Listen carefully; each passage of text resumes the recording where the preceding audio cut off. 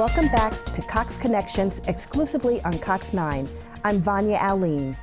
As a major economic driver for the region with its one-stop access to nearly 500 cities worldwide, it's understandable that more improvements are on track for the Roanoke-Blacksburg Regional Airport. It has also undergone many changes in the last 2 years, including a name change, a terminal makeover, and a new executive director. Executive Director Timothy Bradshaw joins me now. Timothy, thanks so much for joining me today. Thank you, Vanya. Thanks for having me. Sure. So let's talk about what's happening at the airport. Where do we begin? Well, it's a lot of exciting changes going on, as you mentioned, the terminal makeover, the new director, the new name change. The airport's a reflection of our community. It's oftentimes the first impression people have when they come to our community and the last thing they see when they leave. So we really want to focus on that. We want people to get off the airplane, take a look around and be like, wow, this place is awesome. This is wonderful. I know where I'm at. I'm in the Blue Ridge Mountains. So let's talk about some of the changes that you just referenced in a little bit more detail. Let's start with the terminal change. Tell us, what can we see that's new and exciting about that terminal change? Well, the terminal's 25 years old, and like all of us, we need a little uplift or a facelift now and then. So we concentrate on the fixtures and finishes in the building. It's make sure that it gives it a welcome opening place. We have Wi-Fi upgrades. We've done a lot to the concourse beyond security to really concentrate on passenger comfort and convenience post-security. One of the projects I'm very excited about coming up is we're going to be opening a McAllister's Deli later this summer, so we're very excited about that. That sounds terrific.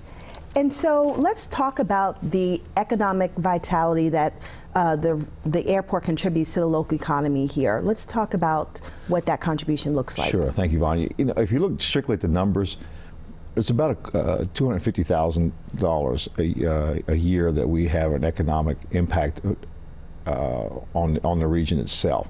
Actually, the number is much higher than that. It's $250 million, not 250,000. But we employ about 60 people for the airport, but about 600 families rely on income from their jobs at the airport. So that's strictly the numbers. But if you really look at the airport as part of the quality of life and part of the tool for economic development, we don't have a lot of jobs out there, but what we do is we're important for recruitment. Organizations such as Carillion, Advance, Virginia Tech, they rely on having access to an air transportation facility to get people in and out. We always think about where we're flying and where we're wanting to go, but think about the people around the world who are coming here. You mentioned earlier that we were one stop away from 500 cities. Someone in Sri Lanka with a click of a mouse can come here to the Two Valley region. So that's the role that we play. We're part of that economic toolbox. We're just a tool in that, and we help with the quality of life.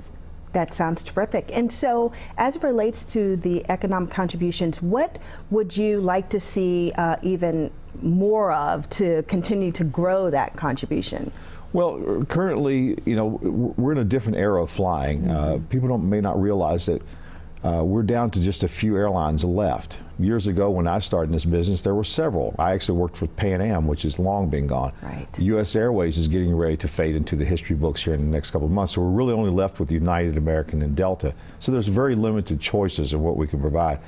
People for years thought of airline as almost like a utility, like an electrical service, but it's really more operates like a business. And so we have to be cognizant of that and work with the airlines because they want to,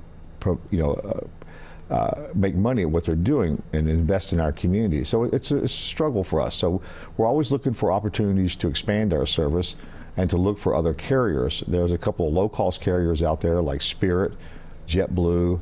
We already have Allegiant, Frontier. So we're looking at opportunities to try to recruit them here to increase our service. Currently, we're about 600,000 guests flying out of the airport. But we lose about 30% of our traffic driving to neighboring airports.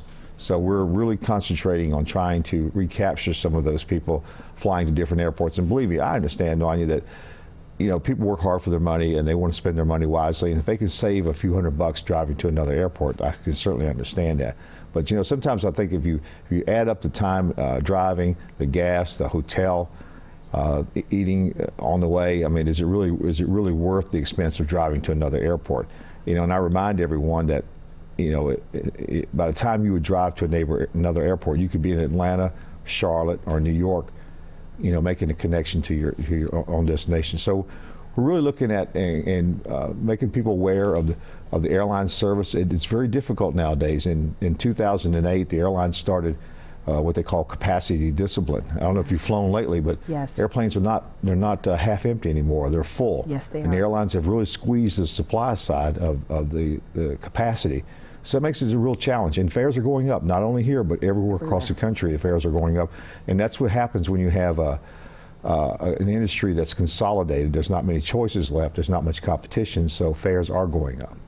Well, Timothy, thank you very much for coming in and sharing with us all the exciting changes that are happening at the airport. There's much more to come, as you alluded to, and as a frequent traveler of the airport, I can attest for just the wonderful service and offerings that the Roanoke-Blacksburg Regional Airport has to bring to the constituents of the Roanoke Valley. So thank you for being here today. Glad to have you. Thank you. For more information on the Roanoke-Blacksburg Regional Airport, go to roanokeairport.com. Coming up after the break, a local wildlife rescue and rehabilitation center offers free educational opportunities through informative presentations on animals, wildlife rehabilitation, and conservation. Stay with us.